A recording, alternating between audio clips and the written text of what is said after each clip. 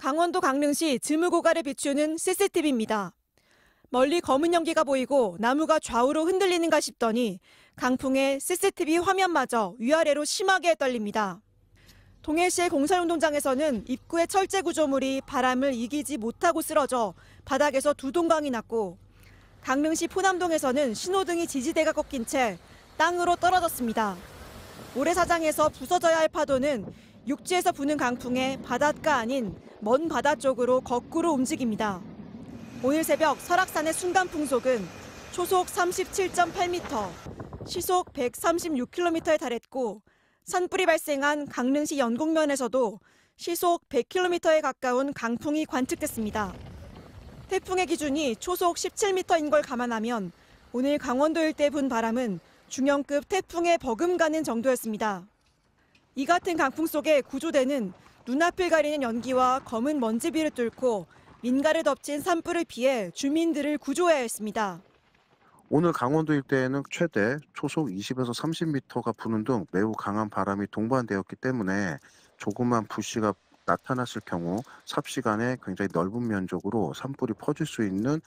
강원도 산지에서는 내일 아침까지도 시속 110km 이상의 강풍이 이어질 것으로 예보됐습니다. 비가 내리면서 주불이 꺼지긴 했지만 강풍이 멈추지 않고 있는 만큼 밤사이 잔불 감시가 요구되고 있습니다. MBC 뉴스 지은수입니다.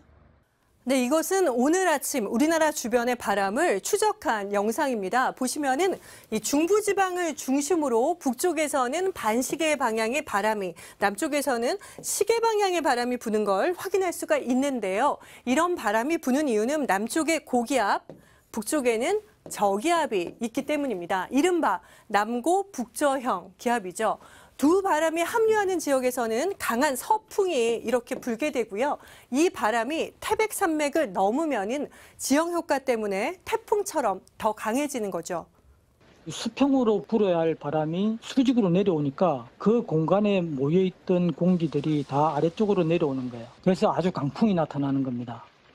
강풍에 불이 나면 어떻게 되는지 보여주는 실험입니다. 위쪽은 바람이 없을 경우, 아래쪽은 시속 20km의 바람이 불 경우인데, 보시는 것처럼 바람이 부는 곳에선 화염이 이렇게 옆으로 누우면서 빠르게 낙엽을 태우는 걸 확인할 수가 있습니다. 이런 불이 평지가 아니라 산에 나는 경우는 더 위험합니다.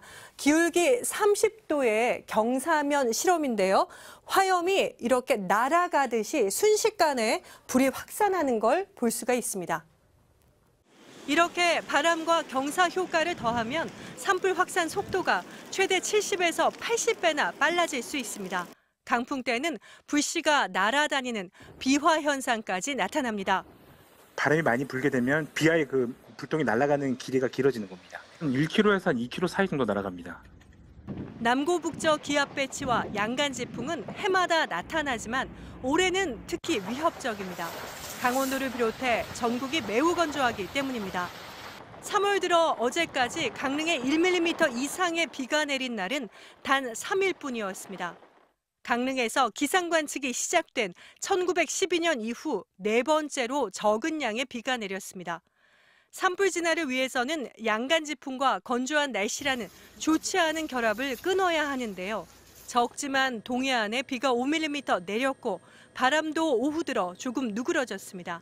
그러나 여전히 동해안의 건조특보는 해제되지 않았고 내일까지 전국에 강한 바람이 불 것으로 보여 긴장을 늦출 수 없는 상황입니다. MBC 뉴스 현인아입니다. 어제 강릉 산불이 최초로 시작된 지점입니다. 이 큰 소나무가 강한 바람을 이기지 못하고 쓰러지면서 전깃줄이 끊어졌고 거기에서 발생한 불씨가 이 숲으로 날아와서 불이 시작됐는데요. 지금 바닥에 있던 나뭇가지와 낙엽은 다 타서 없어졌고 그나마 살아남은 이 나무를 보면은 가지가 이렇게 바짝 메말라 있습니다. 3월 강릉에 1mm 이상의 비가 내린 날은 단 이틀. 반면 최고 기온이 20도를 넘은 날은 열흘이었습니다. 산은 말 그대로 불쏘시개 그 자체였습니다. 습도가 거의 없어요. 습도가 몇 프로밖에 없기 때문에 불씨만 약간만 닿으면 그냥 바로가 되는 거예요. 최초 발화 지점으로부터 동쪽으로 약 1.5km 떨어진 지점. 이곳은 소나무가 머리 끝까지 까맣게 타버렸습니다. 시속 100km에 달하는 태풍급 바람이 더해지면서 땅을 태우며 번져가던 산불이 나무를 집어삼킨 겁니다. 거침없던 산불을 멈춰 세운 것은 결국 바다였습니다.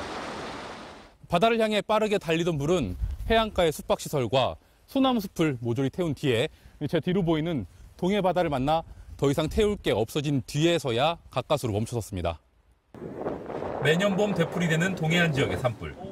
2019년에는 속초 고성과 강릉 동해에 동시에 대형 산불이 났고 작년에는 역대 최악의 산불이 울진과 삼척을 덮쳤습니다.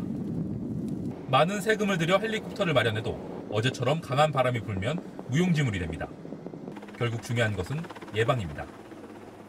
헬기를 투입하지 못하는 상황은 기록으로 보면 처음이었고요. 예방 중심의 체계를 가야 된다라는 것에 설득력, 무게가 실릴 것 같고요. 어제 피해 지역 일부 주민들은 초기 진화를 하고 싶어도 물이 나오지 않았다고 말합니다. 연못에 물 받았던 걸로 가지고 초기 진화를 해서 이 집들 14집인데 이 14집은 거의 다 살아나고 한 집이 지금 전소가 됐습니다. 인명이나 재산 피해를 막으려면 산불 우려 지역 마을에 소방설비 확충이 시급합니다. 산불이 민가로 쉽게 번지지 않도록 이격거리를 두는 것도 필요합니다. 이 소나무숲 바로 옆에 있던 집은 불에 타서 형체를 알아볼 수 없을 정도가 됐는데요.